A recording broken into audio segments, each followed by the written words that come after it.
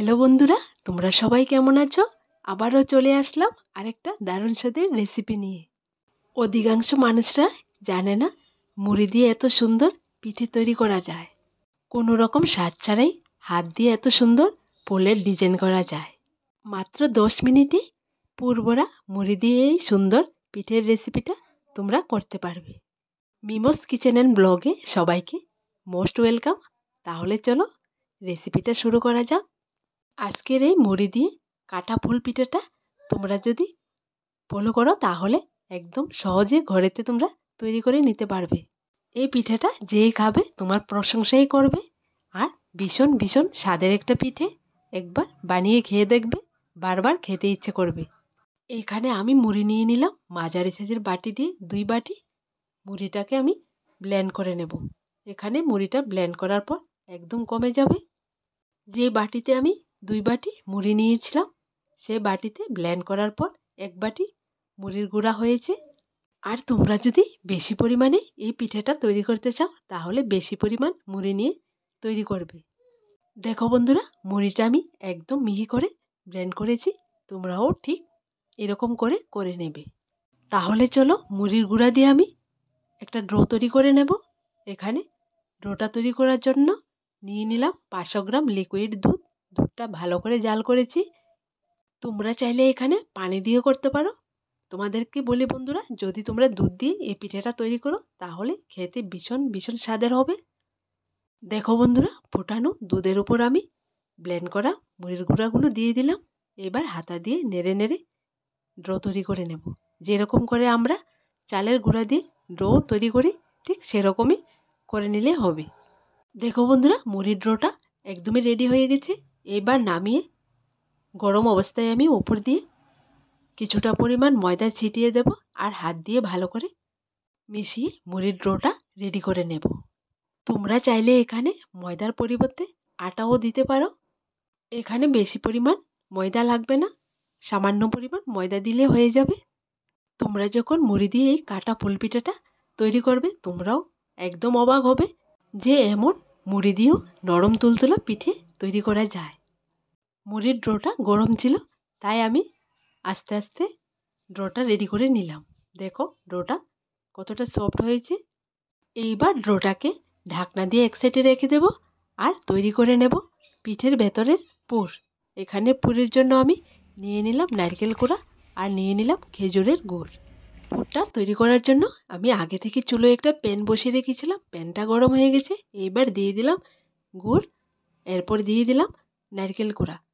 লো হিটে হাতা দিয়ে নেড়ে নেড়ে আস্তে আস্তে নারকেলের পুরটা রেডি করে নেব। শীতকালটাই এমন, অনেক ধরনের পিঠে শীতকালে আমরা খেয়ে থাকি আর শীতকালে পিঠে খাওয়ার মন চায়। শীতকালে আমি অনেক ধরনের পিঠে তৈরি করি। দেখো বন্ধুরা, নারকেলের পুরটা কালারটা যখন একটু চেঞ্জ হয়ে আসলো এর মধ্যে দিয়ে দিলাম 1 চিমটি লবণ আর দিয়ে দিলাম 1 চিমটি এলাচ পাউডার। তোমরা যখন এই পিঠাটা তৈরি করবে অবশ্যই এলাচ পাউডারটা দেবে, তাহলে দেখবে পিঠাটার মধ্যে খুব সুন্দর একটা স্মেল আসবে আর খেতেও ভীষণ স্বাদের হবে। দেখো বন্ধুরা, নারকেলের পুরটা একদমই রেডি। এবার নামিয়ে নেব। আর এখানে মুড়ির ডোটা দেখো একদম সফট হয়ে আছে। এইখান থেকে কিছুটা পরিমাণ ডো নিয়ে ভালো করে মেশ করে নেব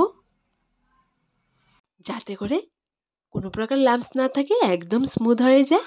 আর পিঠের শেপটা যখন দেব সুন্দর করে ফুলের ডিজাইনটা করা যায়। তোমাদেরকে বলি এরকম ভালো করে মলে যদি তোমরা এই মুড়ি দিয়ে ফুলের ডিজাইনটা করো তাহলে খুব সুন্দর হবে পিঠেটা দেখতে। দেখো বন্ধুরা, আমি গোল আকার করে নিলাম। তারপর মাঝখানটা একটুখানি বাটির শেপ দিয়ে দেব যাতে করে পুরটা এখানে সহজে রাখা যায়। দেখো বন্ধুরা, বাটির শেপটা দেওয়া হয়ে গেছে। এবার আমি কিছুটা পরিমাণ পুর নেব আর এর মধ্যে দিয়ে ভালো করে আঙ্গুল দিয়ে চেপে মুখটা বন্ধ করে দেব যাতে করে ভেতরের পুরটা বেরিয়ে না আসতে পারে। এরপর 2 হাতের তালু দিয়ে গোলাকার করে নেব, তারপর হালকা চ্যাপ্টা শেপ করে নেব। দেখো বন্ধুরা, এখানে আমি আমার মতো করে ফুলের ডিজাইনটা করে নেব। তোমরা তোমাদের মতো করে নিতে পারবে। দেখো বন্ধুরা, হালকা চ্যাপ্টা শেপ করে নিলাম। এবার একটা ছুরি দিয়ে আমি সুন্দর করে ফুলের ডিজাইনটা করে নেব। আশা করি ছুরি দিয়ে এই কাটার ডিজাইনটা তোমরা শিখতে পেরেছ। এইবার আমি চারদিকে 4টা ফুলের পাপড়ির মতো করে নেব। দেখো বন্ধুরা, একদম ফুলের পাপড়ির মতোই দেখা যাচ্ছে। খুবই সুন্দর হয়েছে ডিজাইনটা। এইবার আমি ছুরি দিয়ে পাতার ডিজাইনটাও করে নেব।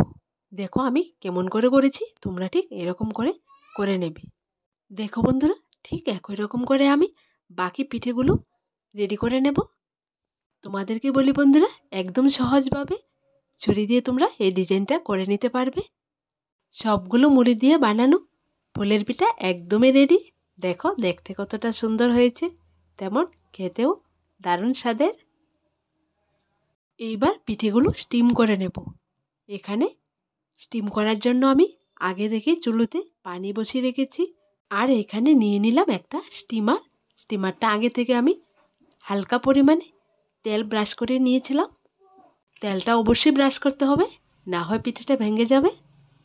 দেখো এবার আমি একটু ফাঁকা ফাঁকা করে পিঠেগুলো স্টিমের মধ্যে সেট করে নিলাম। দেখো বন্ধুরা, পিঠেগুলো সেট করে নিলাম। এবার আমি ফোটানো পানির হাঁড়ির উপর স্টিমারটা সেট করে বসিয়ে দেব, আর উপর দিয়ে একটা ঢাকনা দিয়ে দেব।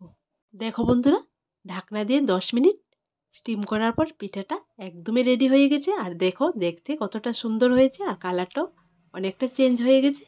আর এখানে আমি পিঠেগুলোর মাঝখান দিয়ে একটু একটু ফুটো করে দিয়েছি, আর ভেতরের পুরটা দেখো একদম দেখা যাচ্ছে। চুলোর আঁচটা বন্ধ করে এবার স্টিমারটা নামিয়ে নেব। হালকা ঠান্ডা হয়ে গেলে প্লেটে নামিয়ে নেব। দেখো বন্ধুরা, সবগুলো পিঠে আমি প্লেটের মধ্যে নিয়ে নিলাম। দেখো, আর তোমাদেরকে একটা পিঠে দেখিয়ে দিচ্ছি। দেখো পিঠাটা কতটা সফট হয়েছে, একদম নরম তুলতুলা, মুখে দিলে মিলে যাবে। আর ভেতরটা দেখো। তোমাদেরকে বলি বন্ধুরা, এই সহজ রেসিপিটা মুড়ি দিয়ে ঘরেতে একবার ট্রাই করে দেখবে। দারুণ স্বাদের একটা রেসিপি। আর আজকের এই রেসিপিটা তোমাদের কাছে কেমন লাগলো ছোট্ট একটা কমেন্টে লিখে জানাবে।